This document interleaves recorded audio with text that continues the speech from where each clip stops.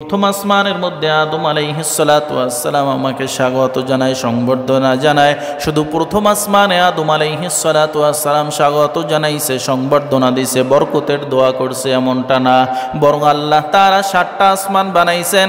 এই 7 আসমান আমি অতিক্রম করার সাথে সাথে আমাকে 8 জন নবী এবং রাসূল স্বাগত জানায় এবং বরকতের দোয়া করে দেয়।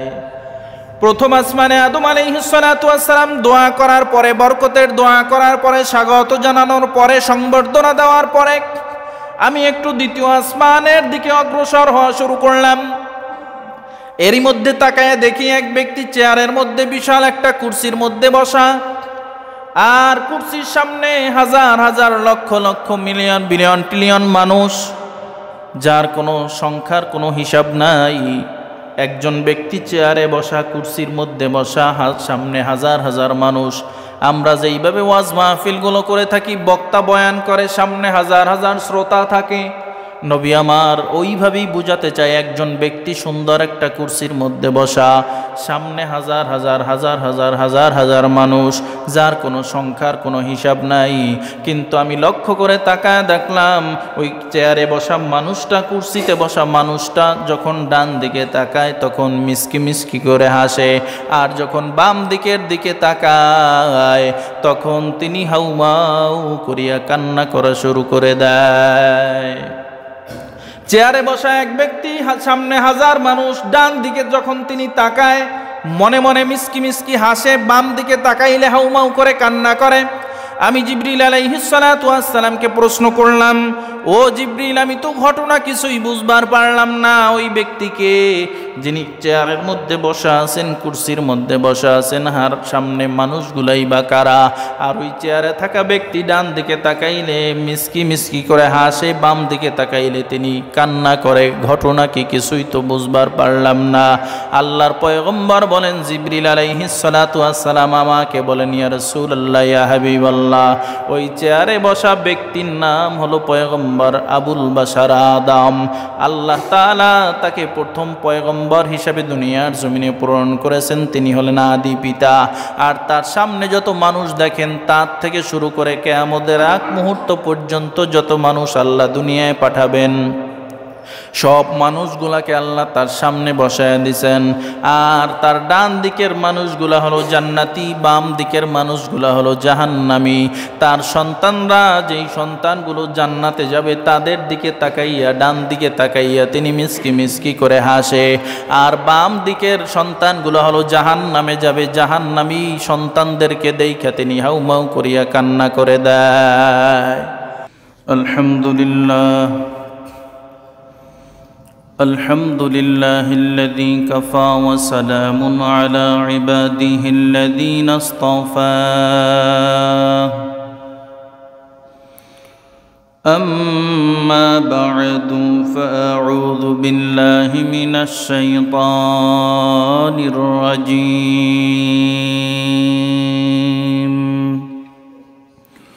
بسم الله الرحمن الرحيم.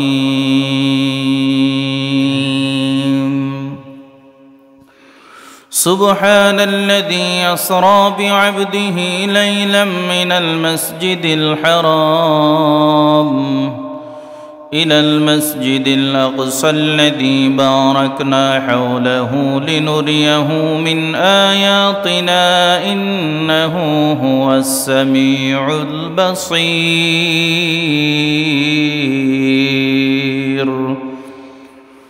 وقال النبي صلى الله عليه وآله وسلم: فجل الله لي بيت المقدس فتفقت أخبرهم عن آياتنا وأنا أنظر، أو كما قال عليه الصلاة والسلام.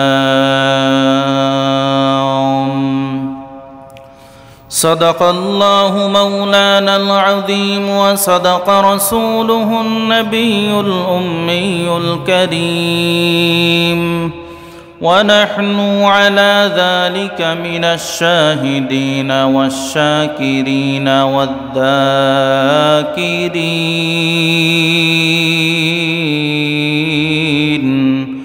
والحمد لله رب العالمين.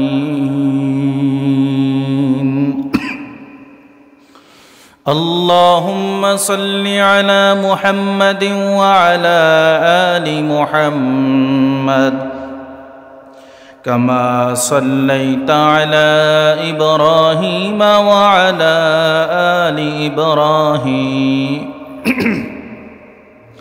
إنك حميد مجيد. اللهم بارك على محمد وعلى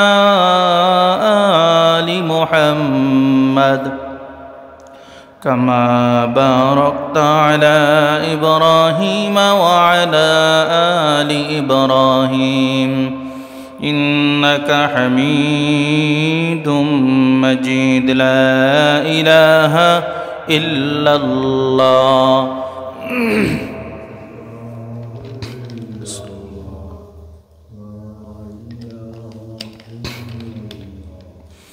لا إله إلا الله.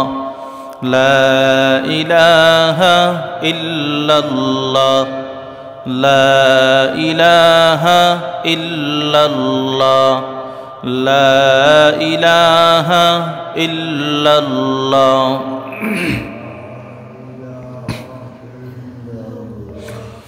لا إله إلا الله. لا إله إلا الله. لا إله إلا الله. لا إله إلا الله. لا إله إلا الله. لا إله إلا الله.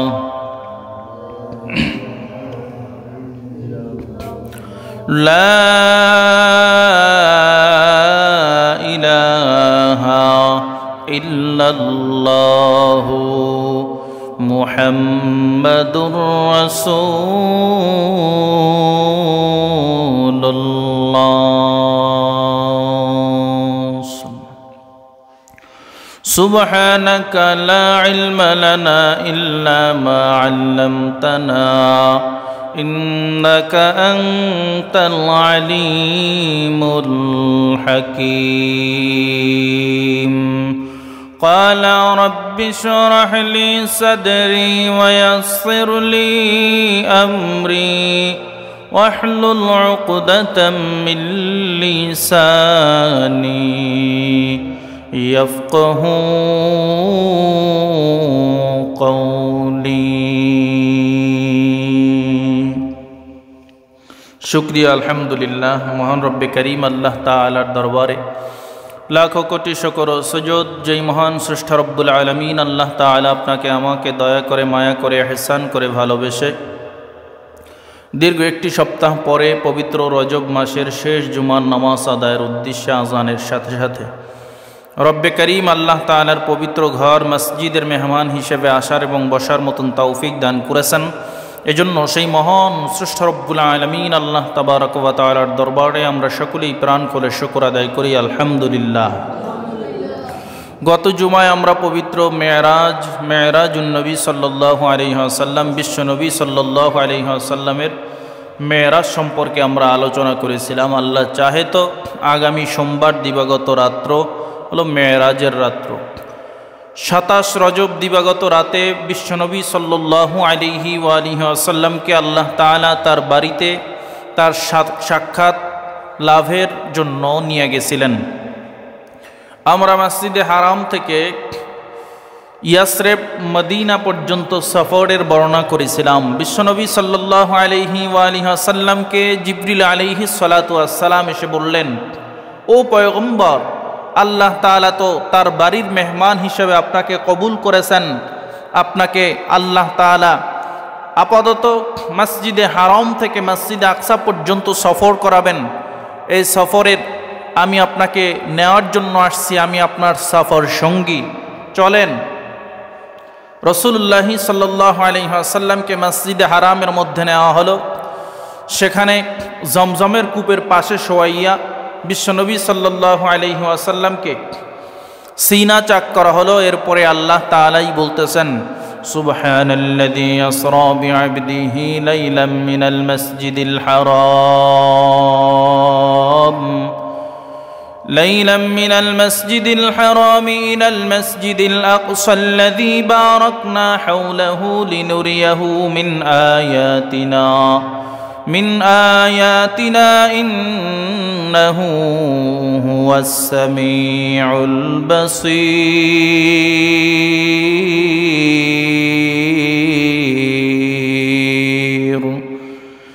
আল্লাহ তাআলা আল্লাহর পয়গম্বরকে তার বাড়ির মধ্যে নিয়ে যাবেন, বাড়ির মেহমান হবেন। বিশ্বনবী সাল্লাল্লাহু আলাইহি ওয়াসাল্লামকে মসজিদে হারাম থেকে মসজিদে আকসা পর্যন্ত সফর করাবেন।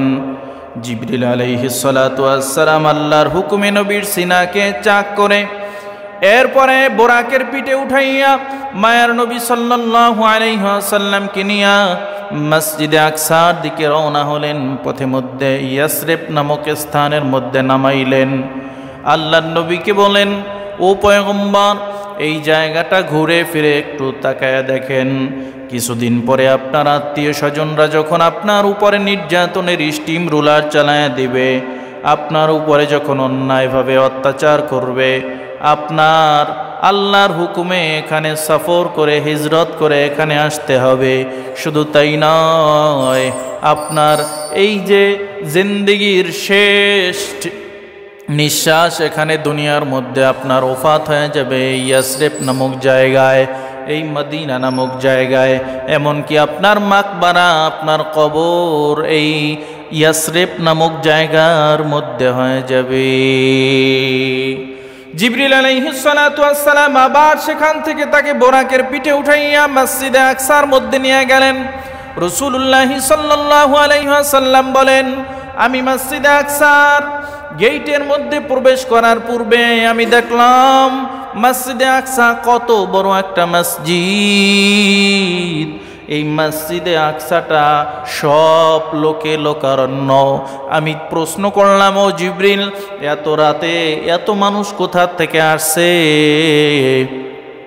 কোথা থেকে এই মানুষের আগমন হয়েছে? শুধু মানুষের আগমন হয়েছে এমনটা না, মসজিদের মধ্যে মানুষের আগমন হয়েছে এমন না, বরং মসজিদের চতুর্দিকে শুধু মানুষ আর মানুষ দেখা যায়, মানুষ আর মানুষ দেখা যায়।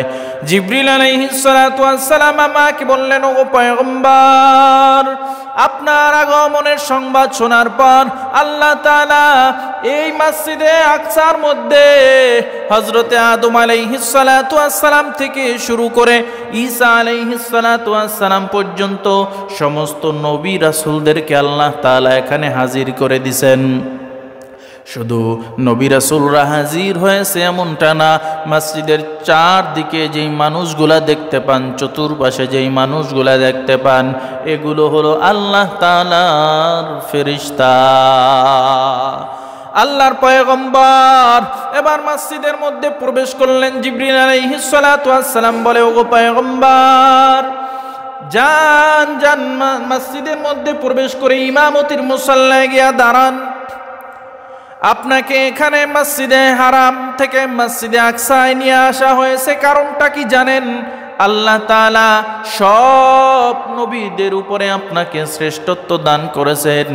এই শ্রেষ্ঠত্বের প্রমাণ আল্লাহ তাআলা আজকে মিলায় দিবেন, আজকে শ্রেষ্ঠত্বর প্রমাণ করে দিবেন। এই সব নবীরা এখানে উপস্থিত হয়েছে, হাজির হয়েছে। এই সব নবীদেরকে আপনি 2 রাকাত নামাজ পড়াবেন, ইমাম হবেন আপনি।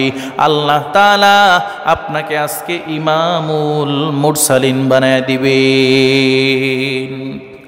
এর পূর্বে সব নবীরা যখন জানতে পেরেছে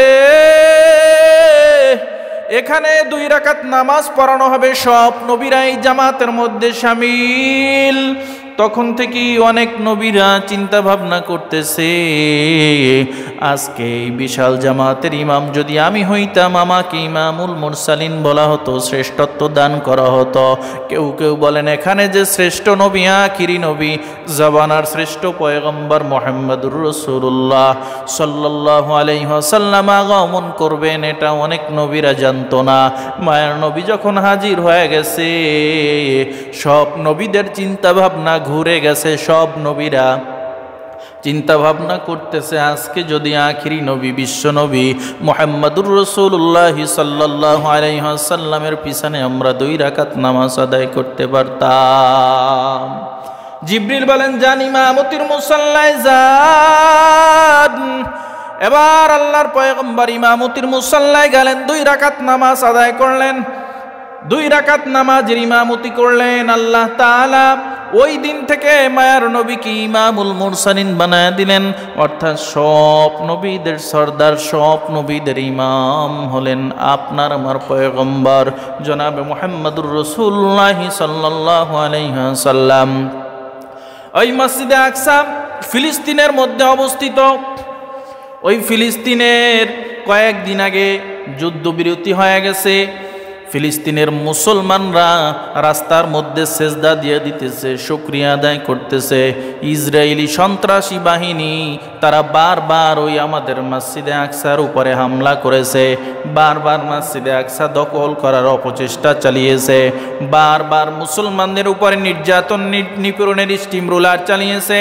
আমরাও বাংলাদেশের মুসলমান বলেছিলাম, ও বাংলাদেশের মুসলমান যাদের ঈমান, যাদের অন্তরের মধ্যে বিন্দু পরিমাণ আছে, তারা ইসরায়েলি সমস্ত পণ্যগুলো বয়কট করে দেন। এরপরে আমরা দেখলাম বাংলাদেশে অনেক ধর্মপ্রাণ মুসলমানরা ইসরায়েলি পণ্য বয়কট করা শুরু করলো, তাদের বাজারের মধ্যে ধস নামা শুরু করলো। এমনকি গত বছর ঈদ কোরবানিতে দেখছেন কোকা কোলার ধস নেমেছে, কোকা কোলা চলে না, শুধু মজো সহ অন্যান্য দেশীয় পণ্য চলে, মুসলমানদের পণ্য চলে। এরপরে গাজার মধ্যে এখন যুদ্ধবিরতি চলতেছে, ফিলিস্তিনের মধ্যে যুদ্ধবিরতি চলতেছে, ফিলিস্তিনের মুসলমানরা শুকরিয়া আদায় করে। এই মসজিদে আকসা হলো মুসলমানদের প্রথম কিবলা। আল্লাহর নবী সাল্লাল্লাহু আলাইহি ওয়াসাল্লামও ইসলামের প্রাথমিক যুগে মসজিদে আকসার দিকে ফিরে ফিরে তিনি নামাজ আদায় করতেন। কিন্তু আল্লাহর নবীর মনের ইচ্ছা, মনের ভাষণা, যদি কেবলা বাইতুল্লাহর দিকে ফিরে নামাজ আদায় করতে পারতাম, অন্তরটা বড় প্রশান্তি হয়ে যাইত, অন্তরটা বড় ভালো লাগতো। আল্লাহ তাআলা আল্লাহর নবীর ইচ্ছা তিনি পূরণ করে দিছেন।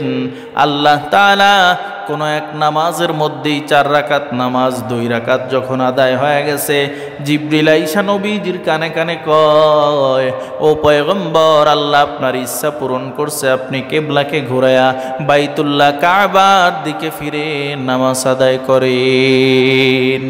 যেই স্থানটিতে বসে আল্লাহর নবী সেই কেবলা পরিবর্তন করেছে, ওই মসজিদকে বলা হয় কিবলাতাইন, 2 কিবলার মসজিদ। এরপরে মসজিদে আকসা থেকে জিবরিল আলাইহিস সালাতু ওয়াস সালাম আল্লাহর পয়গম্বরকে নিয়ে প্রথম আসমানের দরজার মধ্যে হাজির হয়ে গেলেন। প্রথম আসমানের দরজার মধ্যে হাজির হওয়ার পর প্রত্যেকটা আসমানের মধ্যে এক একটা দরজা আছে, প্রবেশ পথ আছে, কারণ এক একটা আসমান হলো 500 বছরের পুরোত্তর রাস্তা। দ্রুতগামী ঘোড়া যদি 500 বছর পর্যন্ত দৌড়ায়, যত দূর পর্যন্ত পৌঁছতে পারবে এক একটা আসমান ততটুকু পুরো। আবার ওই আসমান থেকে অপর আসমানের দূরত্ব 500 বছরের রাস্তা। প্রত্যেকটা আসমানে প্রবেশের এক একটা পথ আছে, ওখানে দারওয়ান ফেরেশতা আল্লাহ তাআলা ফিট করে রাখছে।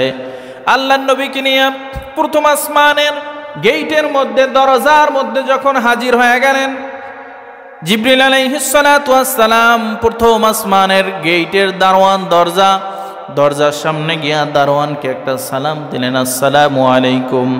এবার ফেরেশতা সালামের জবাব দিয়া বলে, ওয়ালাইকুম আসসালাম। এবার সালামের জবাব দেওয়ার পরে বলে, আমি জিবরিল আসছি, দরজাটা খুলে দাও। জিবরিল আলাইহিস সালাতু ওয়াস সালাম হলো সব ফেরেশতাদের সর্দার, সব ফেরেশতাদের সর্দার জিবরিল আলাইহিস সালাতু ওয়াস সালাম। জিবরিল আলাইহিস সালাতু ওয়াস সালামের 24 ঘন্টা ওই দরজা থেকে আসা যাওয়ার অনুমতি আছে। যখন জিবরিল আলাইহিস সালাতু ওয়াস সালাম বললেন, আমি জিবরিল আসছি, দরজাটা খুলে দাও, আসমানের ফেরেশতা দরজাটা খুলে দিলেন। জিবরিল আলাইহিস সালাতু ওয়াস সালাম একা ছিলেন না, বরং তার সঙ্গে আপনার আমার পয়গম্বর জনাবে মুহাম্মদুর রাসূলুল্লাহ সাল্লাল্লাহু আলাইহি ওয়াসাল্লামও ছিলেন। যখন আসমানের গেটের ওই দারওয়ান ফেরেশতা দরজাটা খুইলা জিবরিলের সঙ্গে অন্য একজন মানুষ দেখতে পায়, সাথে সাথে দরজাটা আবার বন্ধ করে দেয়। এবার জিবরিল আলাইহিস সালাতু ওয়াস সালাম প্রশ্ন করলেন, কেন তুমি দরজা বন্ধ করলা কেন? এবার দারওয়ান কত দায়িত্ববান ব্যক্তি, দায়িত্ববান ফেরেশতা, তিনি বলে, জিবরিল আপনি আমাদের সর্দার হতে পারেন, আপনি আমাদের লিডার হতে পারেন, কিন্তু এই দরজা থেকে আপনার আসা যাওয়ার জন্য অনুমতি আছে, কিন্তু আপনার সাথে তো আরও একজন ব্যক্তি দেখতেছি, তার তো আসা যাওয়ার জন্য এখান থেকে অনুমতি নাই। এবার জিবরিল আলাইহিস সালাতু ওয়াস সালাম বলেন, ও দারওয়ান ফেরেশতা, আল্লাহ তাআলা আমাকে আজকে যেই উদ্দেশ্যে জমিনে যাওয়ার জন্য অনুমতি দিবেন, ওই উদ্দেশ্যই হলো এই ব্যক্তিকে আল্লাহ তার বাড়িতে নিয়ে যাবেন, এই জন্য আল্লাহ অনুমতি দিয়ে দিবেন। এই ব্যক্তির এই দরজা থেকে আজকে যাওয়ার জন্য অনুমতি আছে। যখন জিবরিল আলাইহিস সালাতু ওয়াস সালাম এই কথা বললেন, আবার ফেরেশতা দরজাটা খুলে দিলেন। জিবরিল আলাইহিস সালাতু ওয়াস সালাম বুরাক নিয়া মায়ার নবীকে নিয়া প্রথম আসমানের গেট অতিক্রম করে প্রথম আসমানের মধ্যে প্রবেশ করলেন। নবী আমার বলেন, প্রথম আসমানের মধ্যে যখন আমরা প্রবেশ করলাম, তখন আমি দেখতে পাইলাম একজন ব্যক্তি আমাকে স্বাগত জানাইল, সংবর্ধনা দিয়া দিল। আমাদের দেশের প্রধানমন্ত্রী বা বড় বড় দায়িত্বশীলরা যদি আমাদের এলাকায় আসে, আসার পরে আমরা সংবর্ধনা দেই, ফুলের তোড়া দেই, স্বাগত জানাই। বড় কোনো ওলামা ইকরাম আসলে আমরা স্বাগত জানাই, মাহফিলের প্রধান অতিথি আসলে আমরা স্বাগত জানাই। নবী আমার বলেন, আমি দেখলাম একজন ব্যক্তি আমাকে প্রথম আসমানে স্বাগত জানাইয়া দিল। শুধু স্বাগত জানাইল এমনটা না, বরং আমার মাথার মধ্যে হাত দিয়া তিনি বরকতের দোয়া করলেন। যখন আমার মাথার মধ্যে হাত দিয়া বরকতের দোয়া করলেন, আমি তখন জিবরিল আলাইহিস সালাতু ওয়াস সালামকে প্রশ্ন করলাম, ও ভাই জিবরিল, এই ব্যক্তিকে, এই ব্যক্তি আমাদেরকে প্রথম আসমানের মধ্যে স্বাগত জানাইয়া দিল, সংবর্ধনা দিল, এই ব্যক্তি আমার মাথার উপরে হাত রাইখা বরকতের দোয়া করলো, এই ব্যক্তিকে, এই ব্যক্তির পরিচয় কি? জিবরিল আলাইহিস সালাতু ওয়াস সালাম আমাকে বলে, ও পয়গম্বর, এই ব্যক্তি হলো আদি পিতা পয়গম্বর আদম আলাইহিস সালাতু ওয়াস সালাম। এই ব্যক্তি পৃথিবীর প্রথম মানুষ, প্রথম পয়গম্বর, আদি পিতা পয়গম্বর আদম আলাইহিস সালাতু ওয়াস সালাম আপনাকে প্রথম আসমানের মধ্যে স্বাগত জানাইয়া দিছেন, প্রথম আসমানের মধ্যে আপনাকে সংবর্ধনা দিছেন এবং বরকতের দোয়া করছেন। নবী আমার বলেন, এই প্রথম আসমানের মধ্যে আদম আলাইহিস সালাতু ওয়াস সালাম আমাকে স্বাগত জানায়, সংবর্ধনা জানায়। শুধু প্রথম আসমানে আদম আলাইহিস সালাতু ওয়াস সালাম স্বাগত জানাইছে, সংবর্ধনা দিছে, বরকতের দোয়া করছে এমনটা না, বরং আল্লাহ তাআলা 7টা আসমান বানাইছেন। এই 7 আসমান আমি অতিক্রম করার সাথে সাথে আমাকে 8 জন নবী এবং রাসূল স্বাগত জানায় এবং বরকতের দোয়া করে দেয়। প্রথম আসমানে আদম আলাইহিস সালাতু ওয়াস সালাম দোয়া করার পরে, বরকতের দোয়া করার পরে, স্বাগত জানানোর পরে, সংবর্ধনা দেওয়ার পরে আমি একটু দ্বিতীয় আসমানের দিকে অগ্রসর হওয়া শুরু করলাম। এরই মধ্যে তাকায় দেখি এক ব্যক্তি চেয়ারের মধ্যে, বিশাল একটা কুরসির মধ্যে বসা, আর কুরসির সামনে হাজার হাজার lakh lakh million billion trillion মানুষ, যার কোনো সংখ্যার কোনো হিসাব নাই। একজন ব্যক্তি চেয়ারে বসা, কুরসির মধ্যে বসা, সামনে হাজার হাজার মানুষ। আমরা যেইভাবে ওয়াজ মাহফিলগুলো করে থাকি, বক্তা বয়ান করে, সামনে হাজার হাজার শ্রোতা থাকে, নবী আমার ওইভাবেই বুঝাতে চায়, একজন ব্যক্তি সুন্দর একটা কুরসির মধ্যে বসা, সামনে হাজার হাজার হাজার হাজার হাজার হাজার মানুষ, যার কোনো সংখ্যার কোনো হিসাব নাই, কিন্তু আমি লক্ষ্য করে তাকায় দেখলাম ওই চেয়ারে বসা মানুষটা, কুরসিতে বসা মানুষটা যখন ডান দিকে তাকায় তখন মিসকি মিসকি করে হাসে, আর যখন বাম দিকের দিকে তাকায় তখন তিনি হাউমাউ করিয়া কান্না করা শুরু করে দেয়। চেয়ারে বসা এক ব্যক্তি, সামনে হাজার মানুষ, ডান দিকে যখন তিনি তাকায় মনে মনে মিসকি মিসকি হাসে, বাম দিকে তাকাইলে হাউমাউ করে কান্না করে। আমি জিবরিল আলাইহিস সালাতু ওয়াস সালামকে প্রশ্ন করলাম, ও জিবরিল, আমি তো ঘটনা কিছুই বুঝবার পারলাম না, ওই ব্যক্তিকে যিনি চেয়ারের মধ্যে বসা আছেন, কুরসির মধ্যে বসা আছেন, আর সামনে মানুষগুলাই বা কারা, আর ওই চেয়ারে থাকা ব্যক্তি ডান দিকে তাকাইলে মিসকি মিসকি করে হাসে, বাম দিকে তাকাইলে তিনি কান্না করে, ঘটনা কি কিছুই তো বুঝবার পারলাম না। আল্লাহর পয়গম্বর বলেন, জিবরিল আলাইহিস সালাতু ওয়াস সালাম আমাকে বলেন, ইয়া রাসূলুল্লাহ, ইয়া হাবিবাল্লাহ, ওই চেয়ারে বসা ব্যক্তির নাম হলো পয়গম্বর আবুল বাশার আদম। আল্লাহ তাআলা তাকে প্রথম পয়গম্বর হিসাবে দুনিয়ার জমিনে প্রেরণ করেছেন, তিনি হলেন আদি পিতা। আর তার সামনে যত মানুষ দেখেন, তার থেকে শুরু করে কিয়ামতের আগ মুহূর্ত পর্যন্ত যত মানুষ আল্লাহ দুনিয়ায় পাঠাবেন, সব মানুষগুলাকে আল্লাহ তার সামনে বসায় দিয়েছেন। আর তার ডান দিকের মানুষগুলা হলো জান্নাতি, বাম দিকের মানুষগুলা হলো জাহান্নামী। তার সন্তানরা, যেই সন্তানগুলো জান্নাতে যাবে, তাদের দিকে তাকাইয়া, ডান দিকে তাকাইয়া তিনি মিসকি মিসকি করে হাসে, আর বাম দিকের সন্তানগুলো হলো জাহান্নামে যাবে, জাহান্নামী সন্তানদেরকে দেইখা তিনি হাউমাউ করিয়া কান্না করে দেয়। আল্লাহর দরবারে আমরা দোয়া করি, আল্লাহ আপনি আমাদেরকে আদম আলাইহিস সালাতু ওয়াস সালামের ডান দিকে রাখেন, আমরা যেন ডান কাতারে থাকতে পারি। আল্লাহ তাআলা সেই তৌফিক আমাদের সবাইকে দান করুন, আমিন। নবী আমার বলেন, এরপরে দ্বিতীয় আসমানের গেইটের মধ্যে গেলাম। প্রথম আসমানের গেইটে ফেরেশতার সঙ্গে জিবরিল আলাইহিস সালাতু ওয়াস সালামের যেই ঘটনাগুলো ঘটলো, দ্বিতীয় আসমানে আবার একই ঘটনা ঘটলো, কয় অনুমতি আছে কিনা। জিবরিল আলাইহিস সালাতু ওয়াস সালাম আবার একই প্রশ্নের জবাব দিয়া যখন আমরা দ্বিতীয় আসমানের মধ্যে প্রবেশ করলাম, তখন আমাদেরকে দুইজন নবী স্বাগত জানায়, দুইজন নবী আমাদেরকে বরকতের দোয়া করে, দুইজন নবী আমাকে সংবর্ধনা দিয়া দেয়। এরপরে আমি প্রশ্ন করলাম, ও ভাই জিবরিল, প্রথম আসমানে এক ব্যক্তি আমাকে স্বাগত জানাইল, এক ব্যক্তি পয়গম্বর আদম আলাইহিস সালাতু ওয়াস সালাম সংবর্ধনা দিল, বরকতের দোয়া করল। দ্বিতীয় আসমানে আইসা দেখলাম আমাকে দুইজন ব্যক্তি স্বাগত জানাইল, দুইজন ব্যক্তি সংবর্ধনা দিল, দুইজন ব্যক্তি আমার মাথার উপরে হাত দিয়া বরকতের দোয়া করলো। এই ব্যক্তিরা কারা? এবার জিবরিল আলাইহিস সালাতু ওয়াস সালাম বলে, ইয়া রাসূলুল্লাহ, ইয়া হাবিবাল্লাহ, এই দুই ব্যক্তি আপন খালাতো ভাই সম্পর্কিত দুইজন পয়গম্বর, আপন খালাতো ভাই। এরপরে নবী আমার জিজ্ঞাসা করলেন তাদের নাম কি? জিবরিল আলাইহিস সালাতু ওয়াস সালাম বললেন, ইয়া রাসূলুল্লাহ, ইয়া হাবিবাল্লাহ, একজনের নাম হলো পয়গম্বর ঈসা আলাইহিস সালাতু ওয়াস সালাম, অপরজনের নাম হলো পয়গম্বর ইয়াহইয়া আলাইহিস সালাতু ওয়াস সালাম। নবী আমার বলেন, দ্বিতীয় আসমানের মধ্যে আমাকে আপন খালাতো ভাই সম্পর্কিত দুইজন নবী স্বাগত জানায়, সংবর্ধনা দিয়ে দেয়, বরকতের দোয়া করে। এরপরে আমরা তৃতীয় আসমানের মধ্যে উঠলাম। তৃতীয় আসমানের গেইটের মধ্যে আবার একই কাজ, ফেরেশতার একই প্রশ্ন, একই জবাব। জিবরিল আলাইহিস সালাতু ওয়াস সালাম একই প্রশ্নের জবাব দিয়া যখন তৃতীয় আসমানের মধ্যে উঠলেন, তৃতীয় আসমানের মধ্যে একজন নবী আমাকে স্বাগত জানানোর জন্য সামনের দিকে অগ্রসর হয়ে আসলো। তৃতীয় আসমানে একজন নবী আমাকে সংবর্ধনা দেওয়ার জন্য সামনের দিকে অগ্রসর হয়ে আসতেছে। আমি তাকায় দেখি আল্লাহ তাআলা মনে হয় ওই ব্যক্তিকে পৃথিবীর অর্ধেক সৌন্দর্য দিয়া বানাইছেন। ওই ব্যক্তি আইসা আমার মাথার উপরে হাত বুলাইয়া বরকতের দোয়া করলো। আমি ওই ব্যক্তির দিকে তাকায়া রইলাম। আমি জিবরিল আলাইহিস সালাতু ওয়াস সালামকে প্রশ্ন করলাম, ও জিবরিল,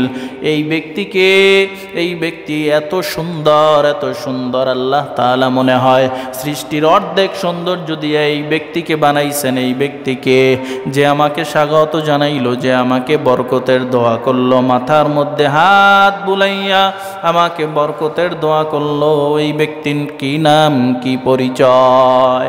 জিবরিল আলাইহিস সালাতু ওয়াস সালাম আমাকে বললেন, ইয়া রাসূলুল্লাহ, ইয়া হাবিবাল্লাহ, এই ব্যক্তির নাম হলো পয়গম্বর ইউসুফ আলাইহিস সালাতু ওয়াস সালাম। আসলে আল্লাহ তাআলা তাকে সৃষ্টির অর্ধেক সৌন্দর্য দিয়া বানাইছেন, যাকে দেখে মিশরের মেয়েরা ফল কাটতে গিয়া নিজের হাতকে কেটে ফেলতো, কোনো হুঁশ থাকতো না। নবী আমার বলেন, এরপরে আবার আমরা তৃতীয় আসমান ভেদ করে চতুর্থ আসমানের গেইটের মধ্যে গেলাম। প্রথম আসমানের গেইটের দারোয়ান যেই প্রশ্ন করলো, চতুর্থ আসমানের গেইটের দারোয়ান একই প্রশ্ন করলো। জিবরিল আলাইহিস সালাতু ওয়াস সালাম ওই প্রশ্নের জবাবগুলা দিয়া, উত্তরগুলা দিয়া আমরা চতুর্থ আসমানের মধ্যে প্রবেশ করলাম। চতুর্থ আসমানে একজন নবী আমাকে স্বাগত জানায়। চতুর্থ আসমানে একজন নবী আমাকে বরকতের দোয়া করে।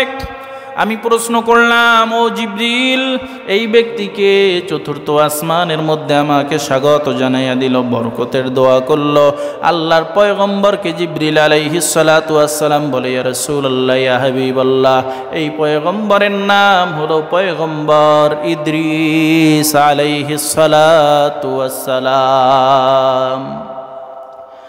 যে ইদ্রিস আলাইহিস সালাতু ওয়াস সালামকে আল্লাহ তাআলা দুইবার হায়াত দিয়েছেন, দুনিয়াতে একবার ইন্তেকাল করছেন, কেউ কেউ বলেন চতুর্থ আসমানে একবার ইন্তেকাল করছেন।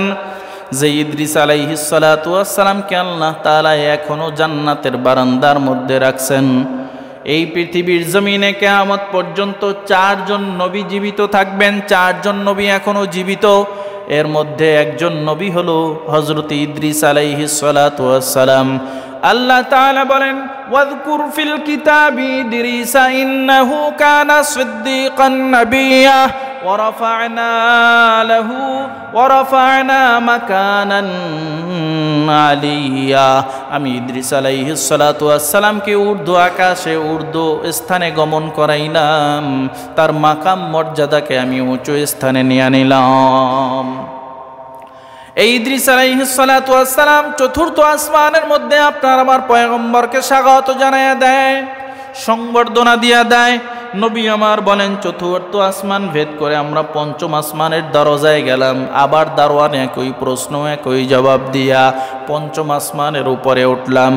পঞ্চম আসমানের উপরে আমাকে একজন নবী স্বাগত জানায়া দেয়, সংবর্ধনা দিয়া দেয়।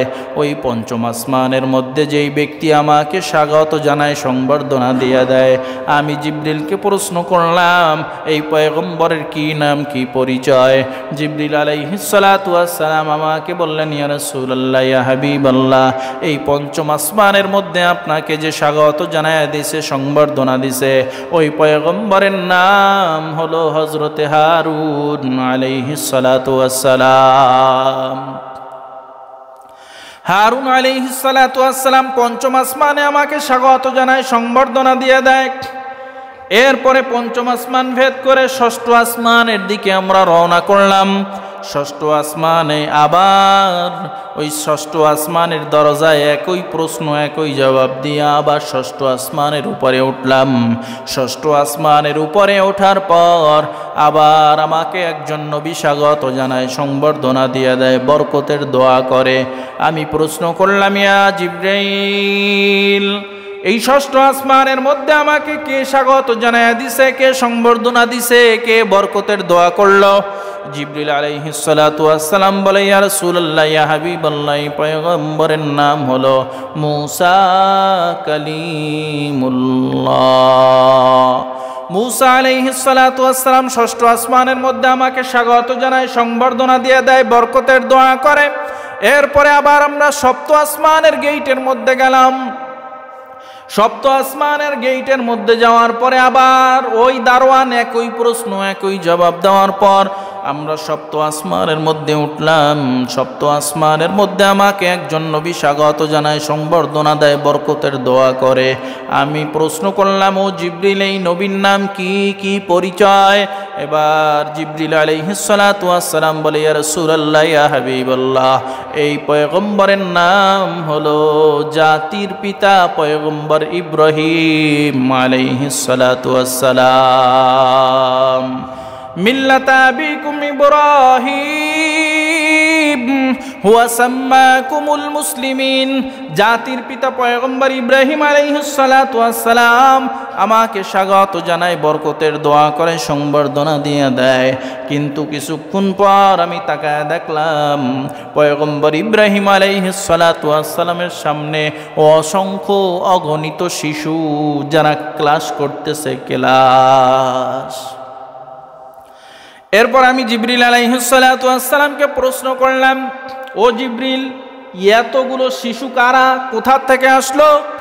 এবার জিবরিল আলাইহিস সালাতু ওয়াস সালাম বলে, ইয়া রাসূলুল্লাহ, ইয়া হাবিবাল্লাহ, দুনিয়াতে যেই সমস্ত শিশুরা ইন্তেকাল করে, যেই সমস্ত শিশুরা নাবালেক অবস্থায় ইন্তেকাল করে, যাদের আমলনামার মধ্যে কোনো গুনাহ নাই, ওই সমস্ত শিশুদেরকে আল্লাহ তাআলা আইনা এই পয়গম্বর ইব্রাহিম আলাইহিস সালাতু ওয়াস সালামের ক্লাসের মধ্যে ভর্তি করে দেয়।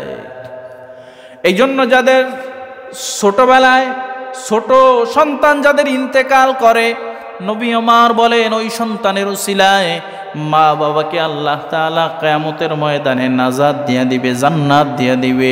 কারণ তার সন্তান বেগুনাহ মাসুম অবস্থায় দুনিয়ার মায়া ত্যাগ করে অন্ধকার কবরের বাসিন্দা হয়ে গেছে। তার সন্তানকে আল্লাহ তাআলা নিয়ে সপ্ত আসমানের উপরে ইব্রাহিম আলাইহিস সালাতু ওয়াস সালামের ক্লাসের মধ্যে ভর্তি করে দেয়। এরপরে সেখান থেকে আমরা সিদরাতুল মুনতাহায় চলে গেলাম, যেটা দুনিয়ার শেষ সীমানা। এরপরে কোনো ফিরিস্তার উপরে যাওয়ার কোনো অনুমতি নাই।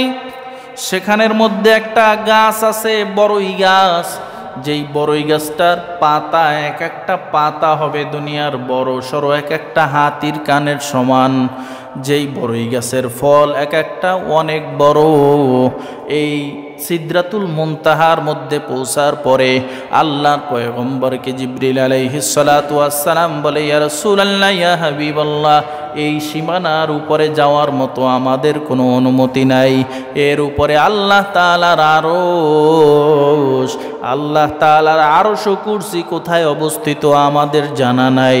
আল্লাহ তাআলা নিজ ব্যবস্থায়, নিজ কুদরতে আপনাকে এখান থেকে তার বাড়ির মেহমান হিসাবে নিয়ে যাবেন। বোরাকও বিদায়, জিবরিলও বিদায়। আল্লাহ তাআলা বোরাকের থেকে দ্রুতগামী একটা প্রাণী যার নাম হলো রফরফ, আল্লাহ তাআলা তার উপরে চড়াইয়া আল্লাহর বাড়ির মেহমান হিসাবে নিয়ে গেছেন।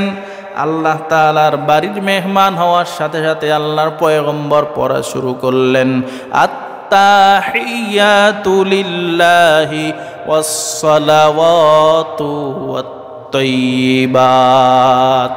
আল্লাহ বললেন, আসসালামু আলাইকা আইয়ুহান নাবিয়্যু ওয়া রাহমাতুল্লাহি ওয়া বারাকাত। এরপরে বাকি অংশ ফেরেশতারা পড়া শুরু করলেন, আসসালামু আলাইনা ওয়া আলা ইবাদিল্লাহিস সালিহিন, আশহাদু আল্লা ইলাহা ইল্লাল্লাহু ওয়া আশহাদু আন্না মুহাম্মাদান আবদুহু ওয়া রাসূলুহু। আল্লাহ তাআলার কাছে এই কথোপকথনগুলো এত ভালো লেগেছে, আল্লাহ তাআলা উম্মতে মুহাম্মাদির জন্য এই তাশাহুদ, এই আত্তাহিয়াতু পড়াটাকে ওয়াজিব করে দিছে। কেউ যদি নামাজের মধ্যে তাশাহুদ না পড়ে তাহলে তার নামাজ আদায় হবে না। আল্লাহ তাআলার সঙ্গে অনেক কথোপকথন হলো। জিবরিল আলাইহিস সালাতু ওয়াস সালাম জান্নাত জাহান্নাম ঘুরাইয়া গোটা আলম ঘুরাইয়া দেখাইলেন। কোন পাপের কোন শাস্তি আল্লাহর পয়গম্বরকে ঘুরায়া ঘুরায়া দেখালেন। ফেরার পথে আল্লাহ পাক রব্বুল আলামিন আল্লাহর পয়গম্বরকে 50 ওয়াক্ত নামাজ হাদিয়া দিয়ে দিলেন। ওই যে ষষ্ঠ আসমানের মধ্যে পয়গম্বর মূসা আলাইহিস সালাতু ওয়াস সালাম অবস্থানরত, তার কাছে আসে আর 5 ওয়াক্ত নামাজ কমে যায়, আল্লাহর দরবারে গিয়ে ক্ষমায় আনে। বিভিন্ন ব্যাখ্যা বিভিন্ন রকমের রয়েছে। শেষ পর্যন্ত আল্লাহর পয়গম্বরের উপরে 5 ওয়াক্ত নামাজ আল্লাহ তাআলা ফরজ করে দেয়। আল্লাহর পয়গম্বর বলেন, আস-সালাতু মি'রাজুল মুমিনিন ওয়া মিফতাহুল জান্নাহ। আমি তো আমার জিন্দেগির মধ্যে একবার আল্লাহর সঙ্গে মেরাজ করে আসছি। আমার কোনো উম্মত দৈনিক যদি 5 ওয়াক্ত নামাজ আদায় করে, তাহলে আল্লাহ তাআলার সঙ্গে দৈনিক 5 বার তার মেরাজ হয়ে যাবে। এজন্য আমাদের নামাজটা ঠিক মতো আদায় করা, নামাজ আদায়ের জন্য যেই সমস্ত মাসালা মাসাইল সূরা মস্ক করা প্রয়োজন, জানা প্রয়োজন, এগুলো জানা। আল্লাহ তাআলা আমাকে সহ সবাইকে আমল করার তৌফিক দান করুন। আমিন। ওয়া আখিরু দাওয়ানা।